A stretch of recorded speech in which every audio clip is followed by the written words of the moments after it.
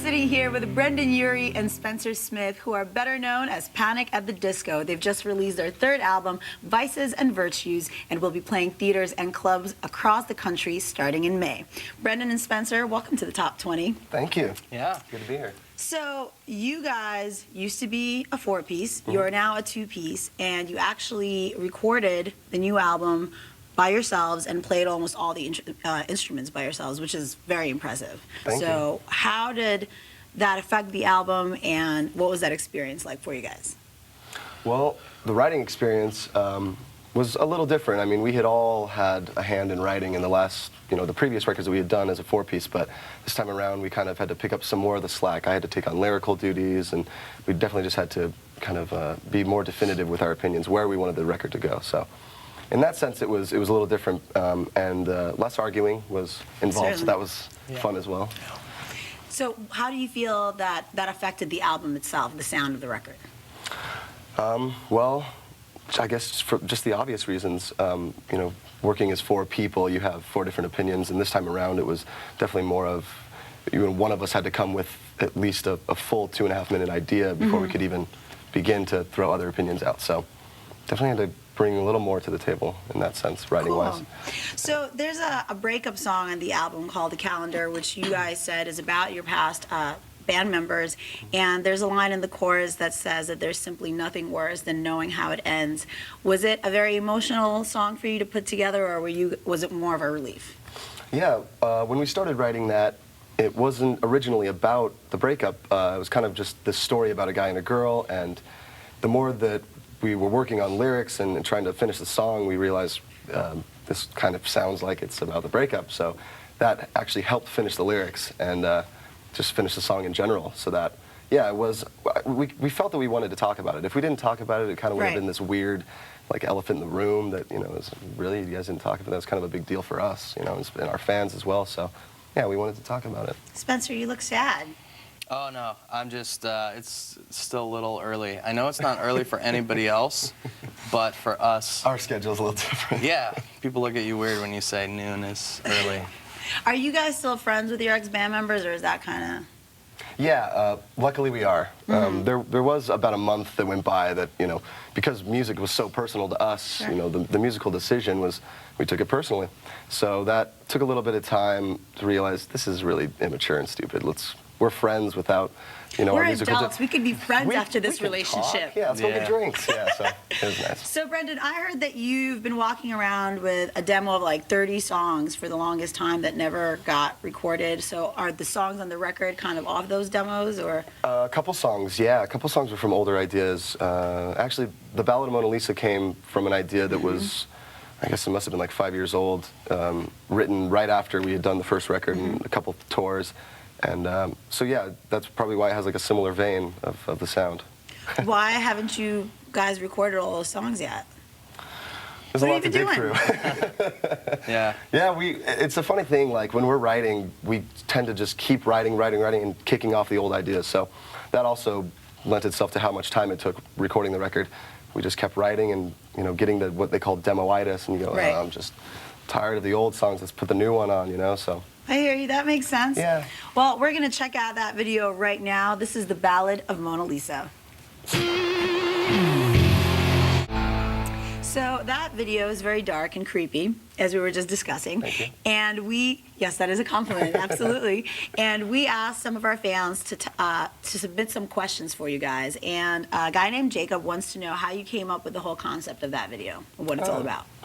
Well, we had talked with Shane Drake, the director, who had done a few of our videos in the past, and it just came about, we wanted to kind of throw some stuff back to previous videos that we had done with him. So there's a few little subtle nuances in the video that I guess if some of our fans could probably pick out little details, but overall we're talking about, ideas of how this story could play out in the lyrics, and we didn't want to do a literal, interpretation of it. Right. So it was originally Shane Drake's idea. He had brought up, hey, there's this thing, the Irish wake is less of like a funeral party and more of just like a celebration. It's like, people are raging and celebrating the life of the deceased, which is, awesome. Kind of, unexpected. And so we thought that was cool. Exactly. We thought it was awesome. So we just went along with it, and he, definitely made it fun. He always does. And the set looks like it was really fun, and the makeup and the It outfits. was. Yeah, the people that we involved, they were called League of Steam, and they built all this stuff by hand, built their own wardrobe. They were just That's amazing. killer. So yeah, made it a lot easier on us, more fun. So you guys are going on tour in May, and you have said that you kind of want to go back to the more theatrical element that you used to do in your early days. So what you got in mind? Well, we are getting ready. We're sort of planning the whole tour right now. And yeah, it's not really that we went away from it on the last record when we were touring for it, but it just wasn't as extravagant. Yeah, you kind of reined it in with pretty odd, you know? Yeah, and it was fun. I think like at that time that's what we were wanting to do, and we kind of got it out of our systems, and now we want to kind of go back to some of the stuff that was a little more theatrical. So we're doing as much as we can, I think the theater venues kind of play into that show a little bit more, so yeah. What is it about that theatrical element that is so appealing to you? I don't know what it is. Maybe, I don't know, growing up, watching musicals all the time, it's kind of just that. Oh. And growing up in Vegas, too. I mean, there's shows that you can constantly go to 5 miles away, so that definitely had Well, an I influence. really appreciate that a lot, because I think it really makes it stand out a lot more than the usual rock show. Oh, thank you. I applaud you for that, guys. Thank you. Thanks. Let's see what is going on with the countdown. I'll be back with Panic at the Disco in just a little while. So, both of you guys played an instrument in school. You played the trumpet in your middle school, and you played the drums in the jazz band. I did. So, do you feel like when you were doing that, were you guys, I'm gonna be a rock star one day. I'm gonna put down this trumpet and rock it out. No, I don't think. No, I've never idea. thought. Definitely wanted to do music, but I never thought it would get to this point, which is awesome. Yeah. I don't know. I think we were like rock stars for the school. Just being in the jazz band was cooler than the regular band because it Certainly. was like drum kit and as opposed to just like snare drum, and yeah. So I think that at the time we thought we were Rock stars already. enough in the school, and then the idea of actually doing it for like real audience was not really there until later. Yeah. When, as a band, did you finally realize, like, wow, we really have something here? Like, we're gonna make a difference. Just a couple days ago, I think. Wasn't that long ago. For me, it was when I met Spencer, and like for the first time. We locked eyes. We locked The eyes. music souls united. And it just went. Yeah. "Oh, no.